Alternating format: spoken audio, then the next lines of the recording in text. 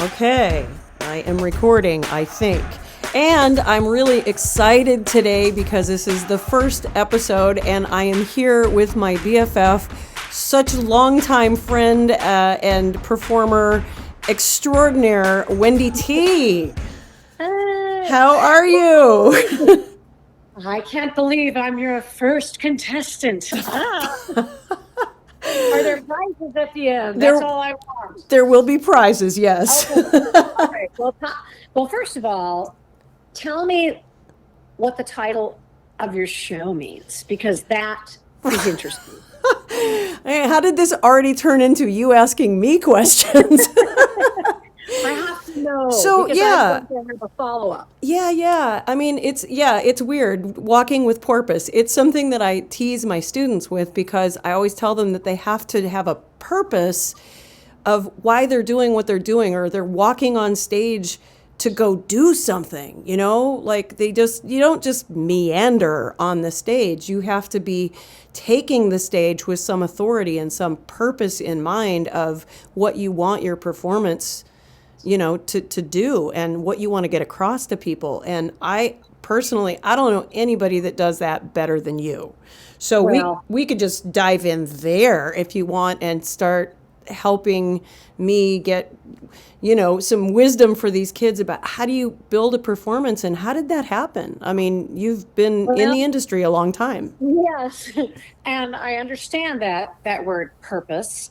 And my mother, of course, both of our mothers were very involved in our careers because they're our inspirations, etc. My mother was an actress, and she was an actress in England, actually in London and Scotland. And she's from Scotland originally. And she ran away to the theater when she was just 17. And she was successful. And she came over on the Queen Elizabeth II on the big ship.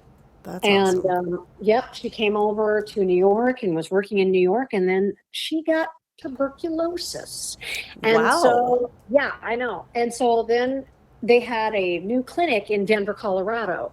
And so that's how she got to Denver, and that's how I came about. My mother ended up in Denver because she went to a new clinic there, of course, got fully recovered from tuberculosis and started acting and doing theater and going back to school and doing that there at Denver University and then on to Colorado University. Wow. Where she was the head of the foreign exchange students, the ESL, English as a Second Language, and she did that for several years until she retired. But her background in theater is what she instilled in me, and she had a little local community children's theater at her house when she was, a mom and not working, and we were kids. Fun. I don't know if I ever told you that. No, yeah. I didn't know this.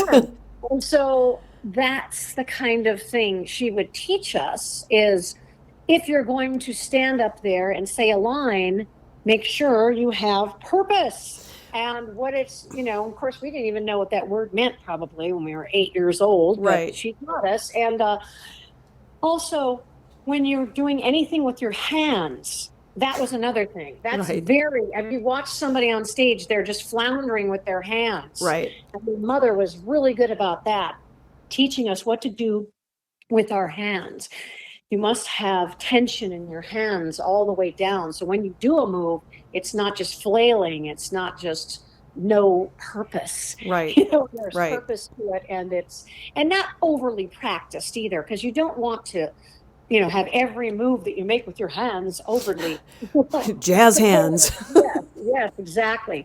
So you just have to, that was one of the early things I learned, though, is to just get out there and go for it. But I can remember doing the Poetry Society of Colorado with my mother, and she'd take the family. She'd take all three of us because I'm the middle child, and my older sister played guitar, and my younger sister was scared to death.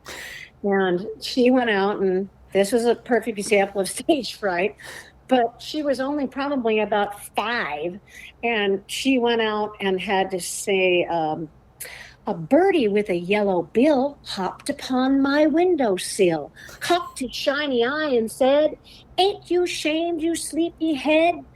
And burst out crying after she was finished. Oh. Because she could barely, And, so. and how do you still remember that line? I don't know. It's an old poem, I guess. And I remember that and thinking, why is she crying? Because I didn't have that. Right. I guess I was lucky that way because I did not have that fear. Do you have stage. Do you have anything that you do before you perform? Like, do you have rituals that you do or something that just helps get you ready to go out on stage and take that stage? Of course, be prepared. That's a major part of it. I know that we all have dreams of anxiety, of not being ready, to go on and not being prepared. So being prepared is really going to calm you down a lot. But another thing that I do, and it comes from Judy Garland, because she had severe stage fright. Judy Garland did. She would stand backstage and she would say the F word. and then, them, and just and she would say it over and over, like that was her mantra. And it would make her have so much I don't care. Who cares about them? Who cares about them? I'm not scared. That kind of thing. And that's brilliant. That's what she would say to herself. And before she would go on stage, a performer told me that a long time ago that was something that she did. Now, I have never validated that. Never validated that. But it works for me sometimes when I get a little bit nervous. That's what I would do, because you have to remember that what's the worst thing that's going to happen? I mean, you're going to mess up your lines, and I've done that before. Right. And I'm sure you have too. We all have. I mean, I'm a celebrity impressionist. I do Reba McEntire, Dolly Parton, and I used to do a lot of Cher. I was out one time and I was looking at somebody in the audience while I was singing Why Haven't I Heard From You? And I've sung that 1,000,000 times. And they distracted me for some reason. And so the second verse came around and nothing came out. And I just went, I forgot the words. And I said the same character. And I went on with it as Reba. And I said, because I was looking at you. And then I just worked that into the show. Right. And people just love you for that. And I didn't freak out. I just worked it into my show, because I was looking at you because you're so cute or whatever, and just make it part of the show. Well, and we were talking earlier about how our early band lives, how being in bands as young people really sort of helped us prepare because you were out on your own, right? Yeah. Yep. When you're in a band, yes, we both started in bands very young. I started singing a band at 15 years old. I remember one of the first songs I learned was Stairway to Heaven. Because there weren't a lot of rock chick singers at that time. Right. Because I'm 65 now, so you can go back in time and see that there were not a lot. So Grace Slick, I remember I sang that. Yep. Go Ask Alice. But I sang, the first one I learned was Stairway to Heaven, and then The Who's See Me, Feel Me, Touch Me, Feel Me. I learned that, and I remember thinking, that's really dramatic. That could be in a musical theater, because I had been in musical theaters as well. I'd been acting, been in musical theater, and then I started in a band when I was 15 because a guitar player at my school heard me sing in chorus. Seriously, that's how it happened. And he just said, you got to come over and jam with us. I don't even know what jamming was. Yeah. And so I did. I went over there and I learned a bunch of songs with them, and then we got gigs. It was awesome. When you're 15, you're like, woohoo! Yeah. And then I realized, and then you start getting paid. Yeah. The musical theater thing kind of went backseat because I was getting paid to go sing in bands and do that. So that's why I didn't go to the American Academy of Dramatic Arts that I got accepted to when I was 18 years old. That's why I didn't do that, because I went on the road to Wyoming. The road life. From Denver, we did Wyoming and Nebraska. And I was like, that's what we did. And that was our turf, and we did some stuff up in Colorado too, up in the mountains and stuff. Yeah. But that's how you learn how to talk to an audience, because and sometimes there's only 10 people in the audience. Right. So you start trying to communicate with them, and you get a little personal and find out what they're about. What do you like? What kind of music do you like? Or what did you come in here for? Oh, do you want, and you start knowing a little bit more about yourself, then being able to carry a show like that. Right. Right. Yeah. It was hard. It's hard when you're young, very hard, because you don't know what to say. Well, that's I think one of the things that scares my students to death is when because I make them talk, and we call them transitions. You have to build transitions, and it's hard to know what to say to people. Well, a lot of times, as you and I both know, we can look at the music we're singing, and we can talk about that. And you can look up, okay, what year did Reba McEntire put out this song, and what can I say about it? Like I do Whoever's in New England, and I can say, I've never heard Reba say this, but I went and looked it up. And it came out this year, and she talks about it's her very first music video that she did, and how nervous she was when she did it. Mm-hmm. And you tell stories about the song. Now, if you're a songwriter and you're doing your own songs, well, tell them why you wrote this song, or what inspired you, or those kind of things. Right. I think that is the best thing to do, is be honest. Yeah. And talk about that, and things in your life too. You could say, I was walking down the street the other day, and I heard this song on the radio, and I just had to play it because I just love the way it sounds. Even that simple. Well, that's a transition. I love the Dolly story that you tell from Canada.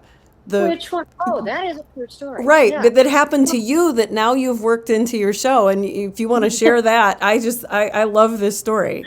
Well, I'll have to do it in my Dolly voice. And I'd say, and I learned how to do Dolly because there was a nice Dolly impersonator in Las Vegas named Lori, and she told me that Dolly has up and down, and she kind of has a sing-songy voice, and that helped me so much get that voice. Right. I remember when she told me that. But yeah, this story, I was up in Canada, and this is a true story, and I was working with the Kenny Rogers from Canada, and he's awful good. His name is Marty Edwards. He's amazing. Look him up.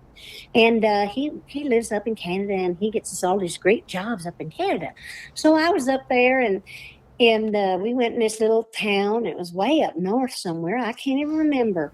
And the whole family came up to me afterwards, and they hugged me up, and they told me how much they liked the music. And they said, and they had a little 7-year-old girl, and she said, Dolly, I loved it. I loved it all. And I said, well, what was your favorite part? She says, 7-year-old. Remember that. She looked at me and she says, well, I just loved it when you sang Jolene by Miley Cyrus.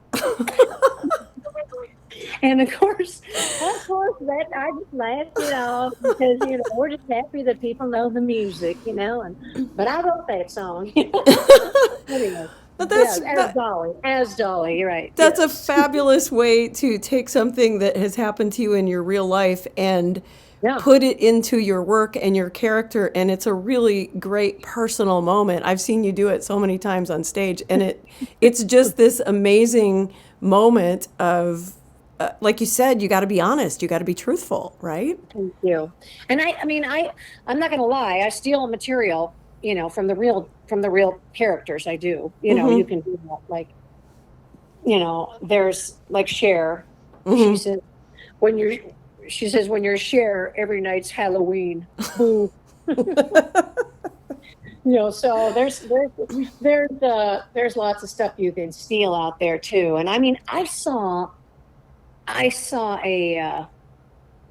comedian, a guy comedian, do a joke once, and I've changed it. It was dirty, but I changed it to this. As Reba, I say, there's 3 things you don't make fun of in country music. That's big hair and Dolly Parton. Okay, think on that, kids. Now that was a dirty joke, and it wasn't about Dolly. Was not even mentioned in it, and neither was big hair. But he said there's 3 things you don't make fun of in country music, and he said, I think he said something like pickup trucks and big-chested women, but he didn't use the word chested. Right. Right. Gotcha. And Gotcha. so I thought it was funny, though. I thought it was funny, but I thought, how can I make that into a stage joke? So that's what you can do. You can look out there and see, especially if they're not, you don't want to go and take somebody's material that's a huge comedian, like, Jimmy Fallon just said a joke or something. You want to Right. make it, but if you see an obscure comedian do that, I saw that in Myrtle Beach years ago, and I just thought, oh, I could use that. I could turn it, you just have to take it and make it something, for you. Well, And that brings me to another point. You take it and you work it and you make it. And this thing, I'm not sure that in commercial music people think that there's as much work that goes into it as there really is. And I have personally seen you prepare, and like this, you take stuff, you find stuff, you're always looking. And when I just got to say, I mean, you've done so much. Yes, you've been a celebrity impersonator over the years, but also your acting chops are amazing. You did Dolly in Best Little Whorehouse in Texas, and I just saw you in End of the Rainbow as Judy Garland, and I gotta say, it's possibly one of the most moving performances I've ever seen you do. And Jilla. we've known each other for so long, and I've seen you do so much, but you were absolutely amazing. Like, there were times where, I mean, I really lost you, and it was her, you know? Thank you. Thank you. You were, but that amount of preparation, like, so I think sometimes, especially for my young students, they think this stuff is just going to happen. They can maybe wing it or kind of learn it. But I've No. never seen that from you, ever. Well, thank you. Sometimes there's last minute little changes, like coming up right now. Well, sure, there's a sometimes. last minute little change that I have to sing an extra line, and the Night Lights went out in Georgia, and I edited out to make my song shorter. And now it's not edited out because I'm working with tracks, and this guy has, the tracks done with the band, and everything. And so I had to learn a whole nother line from the Night Lights went out in Georgia that it doesn't come easy after you've been singing it the same way for 20 years, So. Right. All right, Jilla, I have to let my cat out because she's going nuts. Okay. I have a calico, not a calico, a tortie cat, and her name is Dolly. And yes, I'll let you out, Miss Dolly. I call her Miss Dolly. Miss Let me Dolly. Just let her out. Because we're cat people. I don't want to hear you talk about your career. I want out. That's awesome. Yes, I know. She's adorable too. She's really cute. I know. I named her Dolly, a rescue cat that my husband, who's a musician and a home inspector, and he found her up a tree at one of his home inspectors abandoned. So he brought her home. So we named her Dolly. Aww. I love her much. Yeah, she's a country gal. She's a country gal. But, okay, getting back to, let's talk about, you asked me before, what can help people about not getting nervous? Mm-hmm. There, of course, there's lots of things. A lot of people, they just go into their little mantras and their little, they can do all kinds of things to prepare themselves mentally, I think, before you go out there. But if you're backstage, it's just one of those things where, you can give yourself a little pep talk, just like Judy Garland did. You know what I mean? And it's just like, Right. This is it. We're going to do it. And you're prepared. And so you're not going to be that nervous because you're prepared. Right.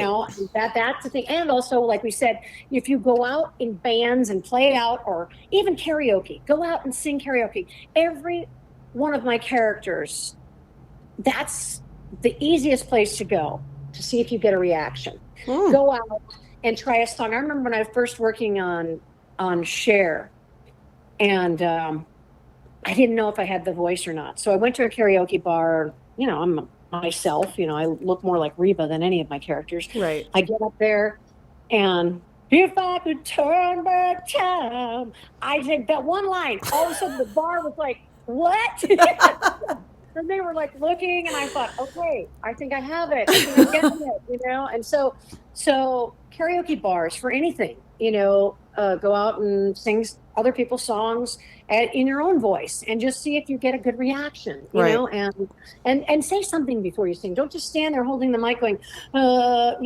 sing like you're in a band. You could practice. Karaoke bars are amazing for that. Right. They can really, they can help a lot with that. And there's a book, it's more about finance, but I really liked it. As an adult, I read it way older, about finance, and it's called The Slight Edge. Ooh. The Slight Edge, and in the first part of it, it talks about how he was always nervous that he was going to get turned away. It's about sales, and Right. it's just the edge and business. And then so I'm so nervous that they're going to be rude to me and they're going to turn me away from the sales. And then it's like, who cares? Who cares if you're never going to see them again, probably. Or, Right. You know what I mean? It's like, that's not important. Right. And then another thing, there's the two, and another analogy he makes about they're in the butter and drowning in the churn. Have you heard that story? No, please. They're in the churn, and it's like they're drowning in this buttery substance, and so. And probably got it all wrong, but this is what I got out of it. One frog just totally gives up and just drowns in the buttery substance. Okay. The other frog just keeps paddling, and keep working, and all of a sudden he's turned it into butter that he can climb up out of and get out of there. You see what I'm saying? Wow. Yeah. I don't know if it was a frog. I don't know if it was butter. You get the idea, right? I'm not sure I want to eat that butter with frogs in it, but It probably wasn't frogs. I don't remember. But the bottom line is that you don't give up. Right. The one that says, I can't do it. Yeah, you can. Yep. You can. Yep. And the Slight Edge, you should read it anyway, because I just wish that I would have known more about finance when I was younger, because I've made a lot of money in show business. Right. And I think that if I had known more about finance and how to manage it, then I'd be better off. And so that's very important, that people don't get lost in their art, and they just think that their art is going to help them on every aspect of their life, because you need to know something about finance. So The Slight Edge, and like I said, it's an easy read. It's not a heavy book, and they actually have one for teens as well. They have. Oh, wow. Yeah. Okay. Slight Edge for teens. Okay. And that young people can get. It's not about music. You're in the music business, but it's just about business and realizing not to be afraid of being somebody turning you away, or, they used to say in the auditions that we'd go to, because I used to do commercial auditions when I was young. I used to go to a lot of commercial auditions. Right. For every 10 you do, you might get one. For every 10 auditions you do. Yeah. You might get one job. Yeah. You have to have a thick skin. You can't. That's another thing. I don't know. That's another thing. I don't know if it's in my bio. Did I talk about home shopping? Yeah, you did. Yes. Okay. So I was on the Home Shopping Network for years. I've been on a whole bunch of different home shopping networks, and one I was at, and that was just when emails were starting to happen, and they were emailing in people. People were emailing in and liking, really liking me. And there was really 90% of the emails were really nice, but there were 10% that were like, we hate her. We turn the channel when she's on. She's annoying. God. So because I have a big personality, and, I'm going to be chatty Cathy. Right. But 90% of them were good. So 10% bleh. They were not. But you don't, first of all, you don't have to read all the good ones and all the bad ones. You don't have to do that. Just get a gist of what's going on out there is fine. Right, exactly. But there was a girl that couldn't handle it. She got these bad reviews or these bad emails, and she was like horrified. I'm like, Yeah. you're on TV. You're in front of millions of people. Some people aren't going to like you. Yeah. That's hard though. That's hard for a young person I to know. accept, you know? No, I know. And yeah, it is. I remember being in high school and somebody saying, somebody told me this, and they said this other performer didn't like me. It was musical theater. We were doing, I forgot, I think Hello Dolly or something. And he says, well, why don't you like Wendy? We love her. She's great. She's bubbly. I don't like bubbles. Oh God. And Wow. so there are people that, and then I remember being a little bit hurt by it when I was 16 or Sure. 17, but then I realized that's okay. That's okay. Everybody can't like you, so, Yeah. you just have to have a thicker skin. I think my mom taught me that too. She's just said, yeah, and I think I just saw recently something that Reese Witherspoon tweeted. I don't know why I saw that, but I saw it somewhere, and it said that she says, my life started being so much better when I stopped letting other people's opinion of me affect my day-to-day life. Yeah. That's something like that. So I kinda true. look at that, but don't quote me on that. Look it up. Right. But the gist of it was, yeah, she doesn't worry about what everybody else thinks about her all the time, because you can't. Right. Of course, you have to care. If you're working at a job, you have Yeah. to care what the boss thinks, and you have to care about that. But you don't have to stress out about it all the time and worry about it. And like I said, not everybody's going to like you, and Mm-hmm. I mean, as you know, yeah, as a teacher, that's Yeah. hard, because Yeah. I've been a producer before in shows, and I can't be friends with everybody. I want to be, but I can't be, Right.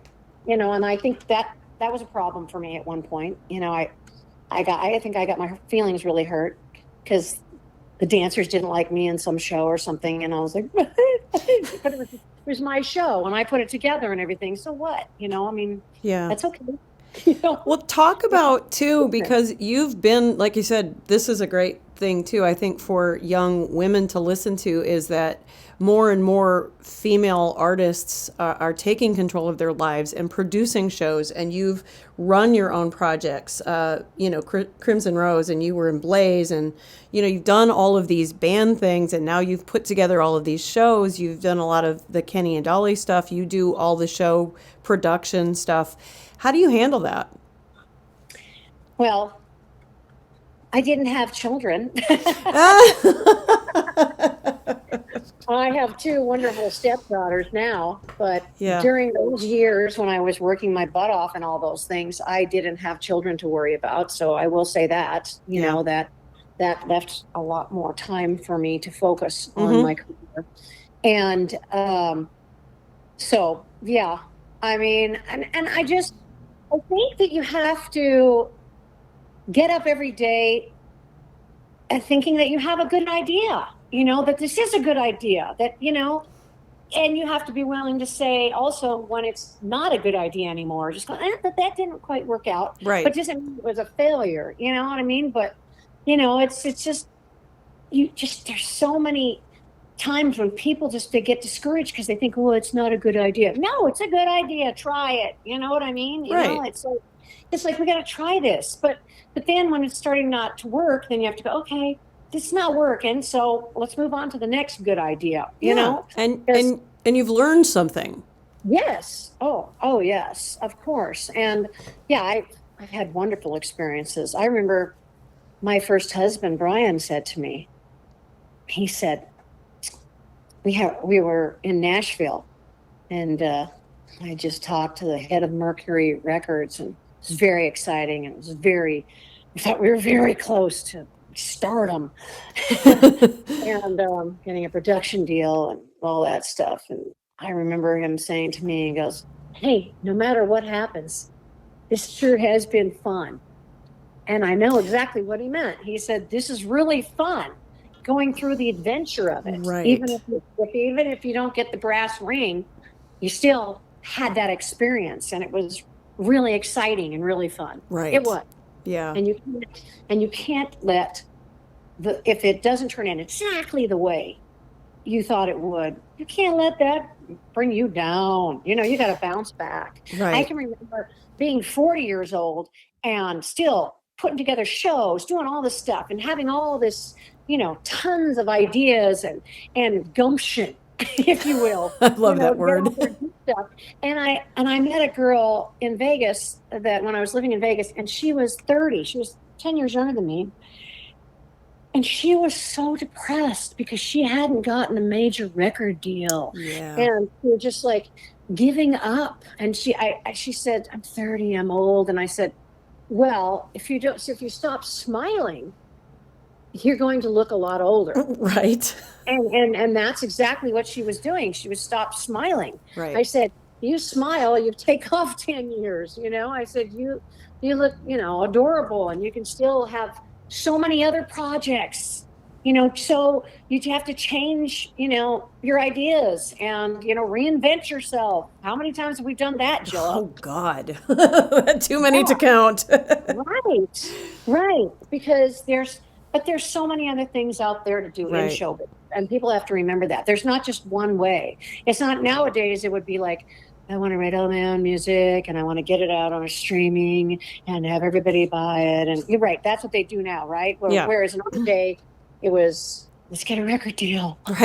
Right. whatever that meant. Exactly. Well, this is a really interesting thing because I see this, again, so much with all of the young people that I work with. They think there's either where they are now or like superstardom, and there's nothing in between. And that's... Yeah, that's backwards. Yeah, that's a misconception. Yeah, absolutely, because they need to learn that there's so much in between. Yes, and there's so many people that have made a wonderful living. Yes, I do remember Johnny Holmes' Traveling Fun Show. Yeah, up in Minneapolis. Yes, I do. That guy was making hundreds of thousands of dollars, and he was guy that went around and did a show. He wasn't a great singer or anything. He was a performer, and he would sing all these songs and get the whole audience in a round circle on the dance floor. I mean, he was an incredible entertainer, and paid his musicians an incredible amount of money for that kind of level. And it's totally doable. And and then we've had friends that have bands forever. Junior. The Disco Kings up in Minneapolis now. He had West Side, he had Free and Easy. They were all big, huge horn bands. And now he's got the Disco Kings, and they're killing it. And I mean, they had buses, they had huge PAs, huge bands, huge, there's lots of, and what about the other one? Hairball. Oh, yeah. Success story of guys that used to be in bands that went to the next level and made lots of money and did corporate one-nighters, and now they have, like, I think they've cloned that band a couple of times. And, it's wonderful. It's wonderful. And you just have to reinvent yourself, come up with something else. This is what we're going to do. And that's what I did. I mean, after I had been in the music business, I recorded and, lots of things, been down in Nashville, had some close calls and did a lot of performing, live performing. That's when I said, I'm ready for the next adventure. Right. And somebody said, you kind of look like Reba McEntire. And I said, well, how's that going to help me? And they said, in Vegas, there's a show called Legends in Concert, and it's impersonators. And I said, what, like an Elvis impersonator? Because all I'd ever thought of was an Elvis impersonator. Right. So I said, oh, okay. And so I started working on Reba and started working on her voice, her hair. I didn't just do it on my own, though. I went to... God, I can't remember his name. Kit.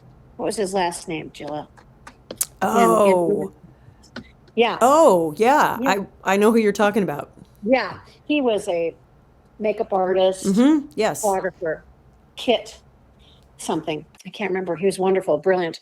And he, used my own hair, and I did the makeup and everything. He did the makeup and did the photos and of Reba. And then I went to a comedian. And I really don't remember his name. I think his name was Stevie, but I can't remember his last name. And he helped me with the voice, because when you want to have a Southern accent and you don't have one, Yes. Denver, Colorado, when I was living in Minneapolis, you tend to make it comical. And he helped me get that Reba, Oklahoma sound. Right. Hi, Right. I'm Reba. I'm just tickled to pieces that you called me up today. And then all of a sudden I can sound like Reba, and instead of mocking it, and it Yes. was, yeah, and it was really good. So I worked real hard on that one. I worked really hard at the beginning with that. And well, all of them, all my characters, they don't come easy. You have to work at it, and it helps because I'd been in a band so much and I had sung top 40 for so many years. So I had been trying to sound like the person anyway. Right. Remember? Yeah. That's what we did. Of When you're in course. a cover band, sometimes you like to try to sound like the person. So people want to hire your band for weddings and things like that, So anyway, yeah. So that's how I started there. And then I sent all my stuff out to Vegas and they liked it. So I went out to Vegas, Las Vegas, flew out there, did an audition on the stage of Legends in Concert. He hired me on the spot. and John Stewart, the producer of Legends, and sent me out on the ships for my first gig. Oh, wow. It was pretty scary, but I did that, and then I started playing all his rooms. He had a lot of rooms: Myrtle Beach, Branson, Missouri; Myrtle Beach, South Carolina; Atlantic City. Well, the list goes on and on. Well, that's another really cool thing about this career and about what you've done. I mean, you've really traveled the globe forever. You've gotten to see all these cool things and experience, like you said. I mean, you say it's an adventure. It is an adventure. You've had an amazing adventure, and you're not slowing down. Well, I slow down a little bit. I work now when I want to work, and I like working. So Yeah. I like it. I play dress up for a living, and it's fun. And so, if I had a grind where I don't know if I could do that anymore. 8 shows a week. Yeah. We used to do that in Branson. It was 6 days a week, 8 shows a week. I don't know if I could do that anymore. Yeah. And that's what we did back in the day at Legends in Branson. So that was, it was tasking. That's hard. Yeah. And you can do it when you're younger because you're just made that way, but when you get older, sleep is more important. And travel and camping or glamping, I should say. That's one of my big hobbies. We love to go camping. We do. But yes, I have gone overseas. And the first time I was in show business overseas was on a USO tour at the age of 21. I think that was when I went. Or no, I was younger than that. I was 19 or 20. I can't remember. Was that Blaze? No. That was Reed Williams and the Fantasy Band. Wow. And, yes. And that was way back. So I think I was 19. And then at 21, I went with Sister Max. Yeah. So that was the two. And you went on one as well, didn't you? Yep, I've done a couple as well. Yeah, they're fun. Yeah. When you're young, it's really fun. Yeah. And so that was like, are you kidding me? You're going to pay for me to go to Germany and Iceland and Spain and all those places, like Morocco. Yep. Amazing. Yeah. Very fun.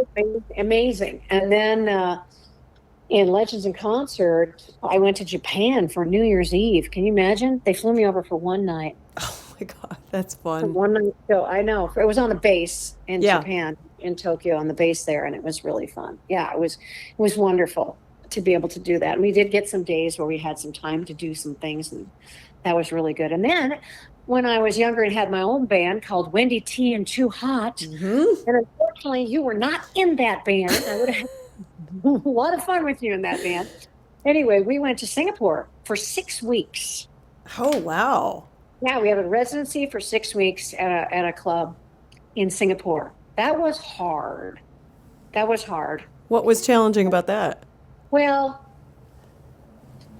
it was, we had to live in an apartment together, the whole band. Oh, the band house. Oh, God. There was an apartment, a high rise in Singapore. Oh, boy. Because, you had to know that there's so many cool things. And, it's just an adventure all the time. But And I was still very young. Think I was 30. I think I was 30. I don't remember. Yeah. I can't remember. But yeah, it was hard. Samantha Fox was playing. Remember Wow. Samantha? I Yeah, do. Yeah. she was playing at a club like really near the club we were at. And so we partied with her band. I remember that. That was a funny story. Yeah, that was funny. That's Samantha Fox. But we didn't really hang with her, but it's pretty funny. That Singapore is really beautiful too. Oh, it's gorgeous. You wouldn't have those up. You would not say, "I'm planning a trip to Singapore." That's probably not on most people's bucket lists, So Right. I was very lucky that I am able to see so many places, and I've been to Canada numerous amounts of times. I mean, I've been everywhere up in Canada: Nova Scotia, Vancouver, complete opposite sides, up north, Ontario, and Saskatchewan. All of them, BC, all the provinces I've been to. Yeah, And, Canada is beautiful. It's an amazing country. It is amazing, and I'm just really glad that I was able to do that. And like you said, everywhere. I've never gotten to play Hawaii. How about you? I have. I've played there a few times, and I love Hawaii. Yeah, absolutely amazing. I've been there to Hawaii Yeah. on a vacation, but it was on my own dime, and we don't like that. No, we do not.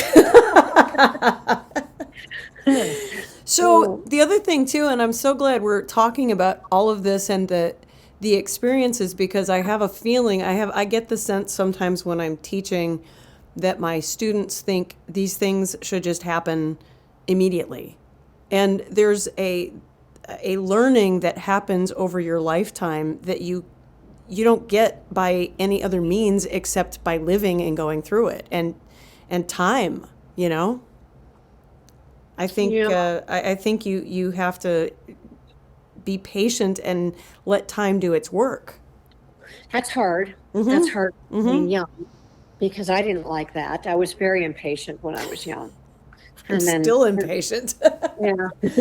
Yeah. And I remember wanting everything right then, right now, but so I would just say to the students that you're so lucky you're in a business that it just is so joyful. Yeah. And there's so much joy in this business that there isn't in a lot of other businesses. Yeah. So I hope they know that, how lucky they are that they can be in a craft and it's somewhere that they can really be who they are and just have fun too. I mean, I remember I did a gig once when I was 23 years old, and it was for lawyers, and it was a beautiful home, and it was gorgeous, and all these young lawyers, and I was 23. I was cute, young, single girl. I was thinking, gosh, what would be like, be like that, everything. And I remember the guy came up to me, and I said, God, you're so lucky. Look at all this. You have all this, and blah blah blah. And he goes, I'd give everything to do what you do, because you get to perform and you get to have fun, and I have responsibility and commitment. And I mean, well, not that we don't have commitments, but right. But I know what he was saying. He was saying he made me feel fantastic because I was feeling inadequate, as a business person, because I didn't have stuff. Yeah. And he said, do this as long as you possibly can, because this is, so I guess I did do it as long as I possibly could. Yeah. And because I'm still doing it. I'm 65 years old. And I remember another time when I was in Las Vegas or Reno, and I talked to a wonderful performer and older than me, 10 years older than me. And I said, and I was still, I think 20s maybe, or maybe 30s. I said, so what do you, and he was in his 40s. And I said, and he was a very successful musician, and had his own band and everything.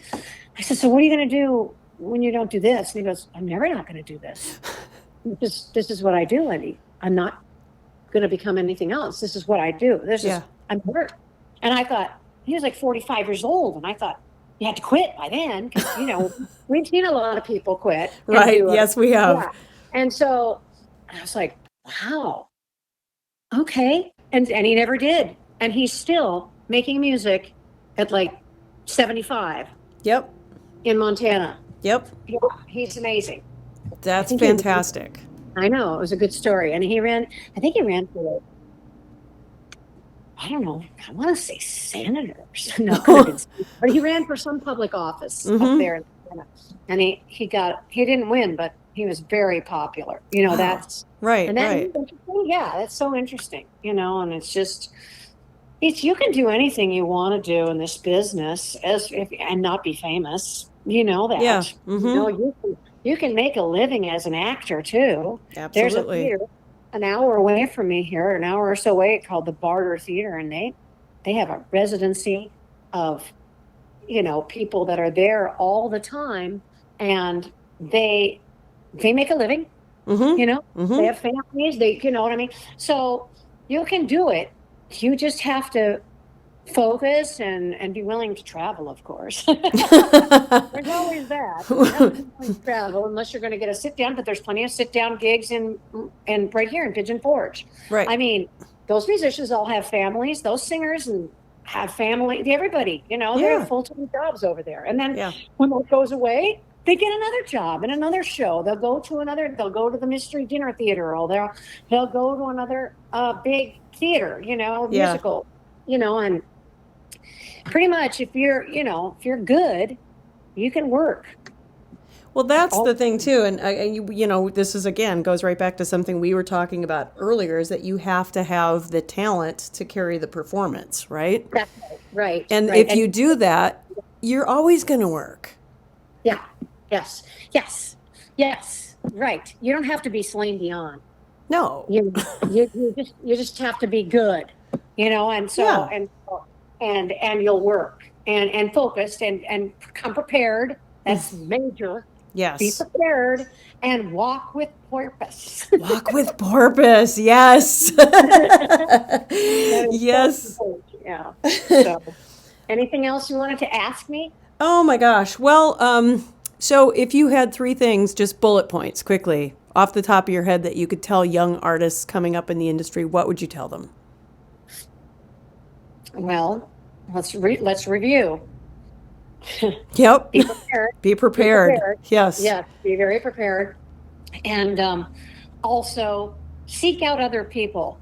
That's something that sometimes you get an attitude like, oh, I don't want to go watch them, or, oh, I don't want to support them, or support them. Yes. Go watch them, because those same people are going to come and support you and watch you. Yes. And so it's really good to be gracious and be supportive and just be present, go out there and show up and go see a lot of different things. See musicals, see theater, see people on the street, see concerts, do all that kind of stuff. Jam with other people. Right. That's really important.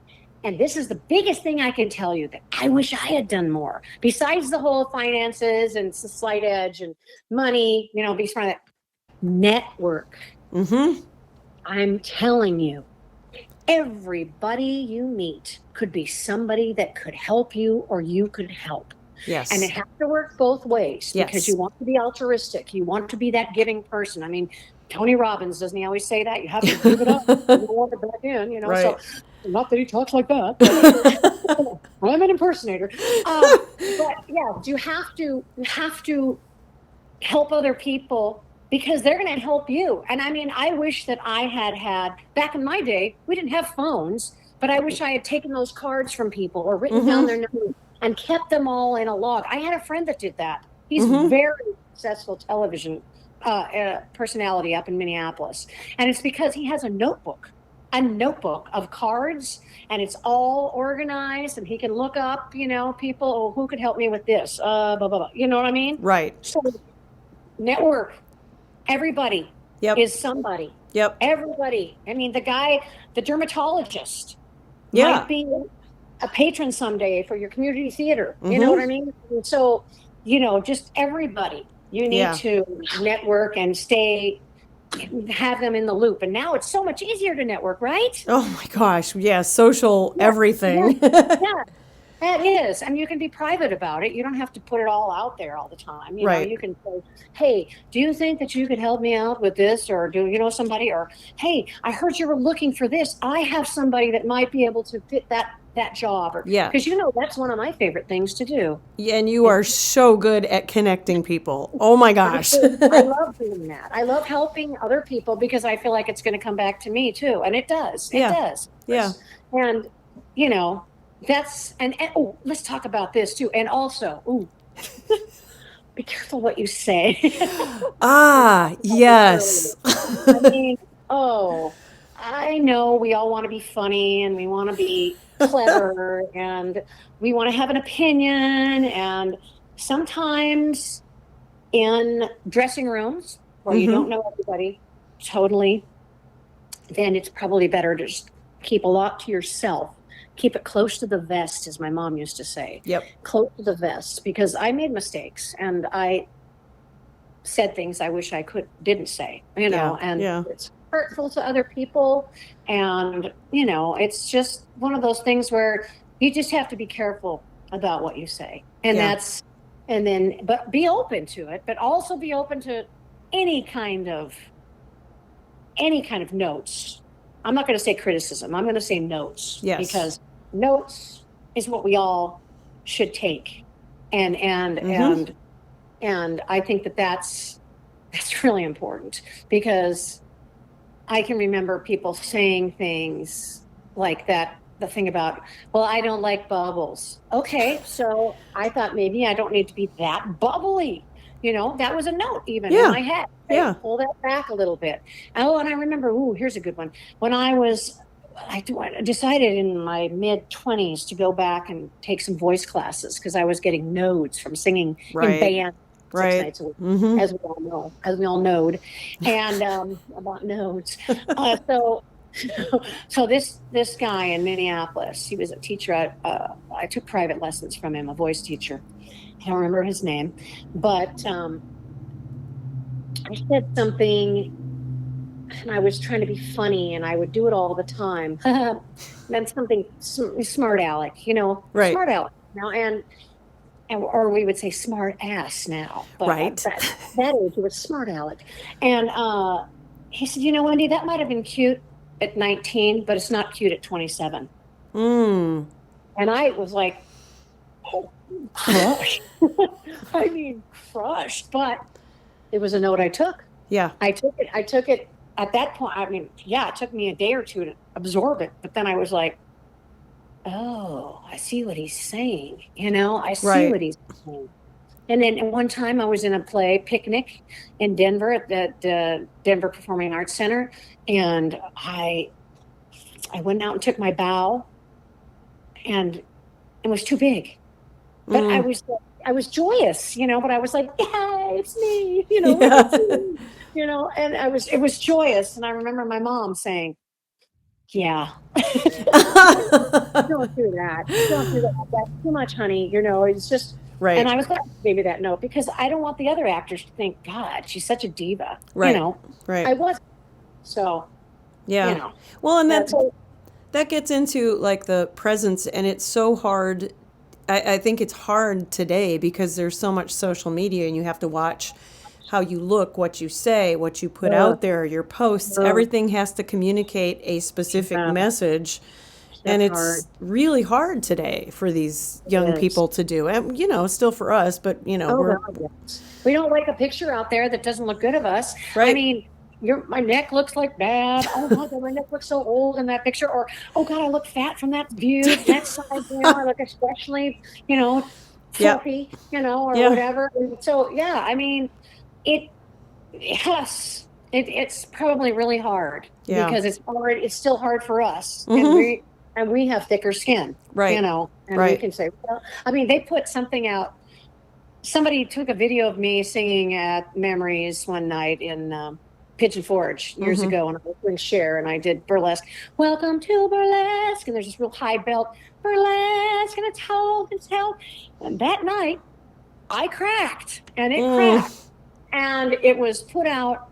Somebody was putting it on there, and they weren't just putting that song; they were putting on the show. See the part, and they were just trying to show the show, but that happened to be on there. And I remember my stepdaughter, who was like 16 at the time, goes, "Take that off, Wendy, because that's not the way you sound." And I started laughing, saying, well, you know what? I didn't put it out there, and I won't share it, but Yeah. it's out there, and I have to be a big enough person to not worry about it, Yeah. and it's like, and I did. And my other girlfriend, Heather, saw it, and Heather said, I thought something happened to the sound. So see, Yeah. other people thought it was the sound because, Right. couldn't have been me, but Right. it was. Well, but everybody, and I mean, I think that's great advice too for a singer. Everybody cracks. I've cracked a million times on stage. It happens. It's It was. It's going to happen. And like I said, you're going to forget the words. You have to know that everybody does it. So just roll with it. I saw Tammy Wynette start a song and stop it saying, wait a minute, wait, that's the wrong song. We can't do that. And then it's a concert. But it made me like her even more. It made me like her even more. I'm like, God, she's just like us, So, yeah. So you have to know that it's okay. It doesn't have to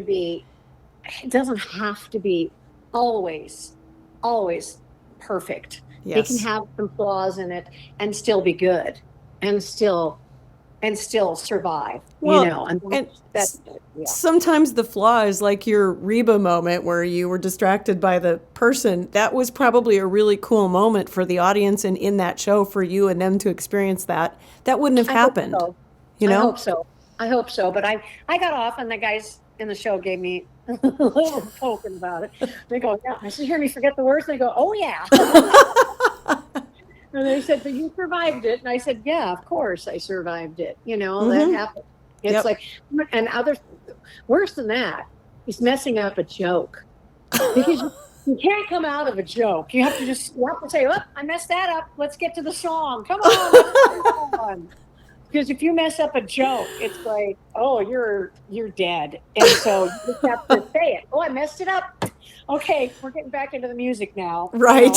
Like that, So I like it. And in theater, of course, you can mess up lines and just you have to be good enough to get it back on. You just do. You have to be prepared enough to know your material enough that if you mess it up, get back on there, because that happened in that Judy Garland play a couple of times. I don't know what, there was a problem with me talking about Melbourne. Her concert in Melbourne twice and how bad it went. And every time I talked about that, I would always mess up the line a little bit. And the guy I was working with, he would just give me that smirk on stage. There she goes again. But that's experience too. And you were prepared. Here we go back to let's just wrap this right up at the beginning of where you start, because you are prepared. And that comes with work and practice and years of experience and getting out there and doing it like you have. Yes, and focus. But being young is just getting, I just can't tell you how much you need to get out there. Get out there. Play at your mom's backyard card party, play at your friend's birthday party, play everywhere for free. Go out and get out there and get some experience and do that. And karaoke bars, gosh, that's so wonderful. Yeah. That wasn't around when we were young, but later on, like I said, when I started working on Share, it was invaluable to me to go out and do that. Yeah. And try to go places where no one knows you too. Yes. Because then you totally don't have to be nervous. What do you have to be nervous about? who there is going to see you? Right. Right. So that's another thing. And there is a lot of that talk about that in The Slight Edge about not being nervous. And so that's why I like that book. Yeah. But it's a finance book. So make sure that I'm just making sure y'all know that. Any other books or courses that you've done, classes that you've taken, or? Oh, well, you can always take classes to improve anything. Dance class, always pick up a dance class, even if you're not a dancer, just for move. If you're on stage, you need to have movement. You need to be able to move. So any kind of easy dance class, I would say, pick that up. That would be really important. I'm not a dancer like you are a dancer, Jilla. You grew up in a dance studio. Well, yeah, you grew up in a dance studio, yeah. But I mean, I didn't, and I had to always take dance and try to get that movement and get that under my belt. I was in Follies and I had to tap. Yes. And I hadn't tapped since I was 21 years old. So I I took classes. I went back and took classes just for that. Anytime you have to take a class and think outside the box, like I went to a comedian to learn to learn an accent. Right. Because he was good with voices. So I thought, he'll know how I can tap into this accent. So, look at those kinds of things. But yes, there are always continuing education. There's tons of stuff you can always do to make yourself more valuable. And what is that we always say? What's that on the necklace? Oh, fortune favors the brave. That necklace. That's it. Fortune favors the brave. Now, Jilla gave me that necklace years ago, and then I gave her another one that I got off Etsy. Fortune favors the brave. It's so true because, lastly, you got to be brave, and you got to get over your nerves and what other people are what you think they're going to think of you. It's not necessarily what they do think, but what you think they might think. Yes. And you want to get over that. So fortune favors the brave. And both Jill and I have been very brave at moving into towns we knew no one. Yes. Yes, I know. So, yeah. Another thing, know your keys. I've been really bad at that. So if you ever want to sit in, you can't just go in and say, I want to sing Crazy by Patsy Cline. They'll say, well, what key is it in? What key do you do it in? Yep. Know your keys. I remember somebody told me that when I was younger too. Yeah. Know your keys, Wendy, because I would just get up and go, Heat Wave by Linda Ronstadt. And they're like, well, what key is it in? So know your keys. That's something else. Yep. And, my singers have heard that from me many times. Yeah. Well, Garland, this has been wonderful, and thank you for having me on your special podcast. Thank you so much. Yes. I mean, you and I, buddies for life. Yep. Absolutely. And just we're still performing together, and we have a show coming up where I'm Reba McEntire. It's called Simply Reba with special guest star Patsy Cline. Or Elf on the Shelf, as we like to call me. Well, in that picture, which you will show them, it's pretty funny. It looks like Elf on the Shelf. But, it's so funny that we're doing this big show in the big room at the Riverside Casino on the 28th through the 31st. So anybody listening, come out and see us. Little plug. Yes, July 28th through the 31st in Laughlin, Nevada at the Riverside. Don Laughlin is a great guy, still super nice and still booking great acts there in the big showroom. And we'll be there with a full band and doing some duets together. And that's really fun. And that's something we thought outside the box. Patsy Cline and Reba, they were not ever on stage together. No. And so the fact that they're singing, Sweet Dreams together is just crazy. I think it's wonderful. You know what I mean? I think and we thought about, what can we do together to make it interesting, And so Reba used to sing Sweet Dreams, and so there it is. Yep. So I'm so glad you're going to be in that show. Yay. I'm so glad to always work with you. Yes, anytime. Well, Jilla, you're also multi-talented, and anytime I have a question about where to place my voice, I always call Jilla. So remember that, kids. She's the knowledgeable one about where to place the voice. It's helped me a lot. So, that's good. Thank you, Jilla, and I will see you next week, darling. All right, see you next week for rehearsals for our show. Thank you so much for doing this again. I love you so much, and this has been amazing. I love you, girl. Bye. Bye.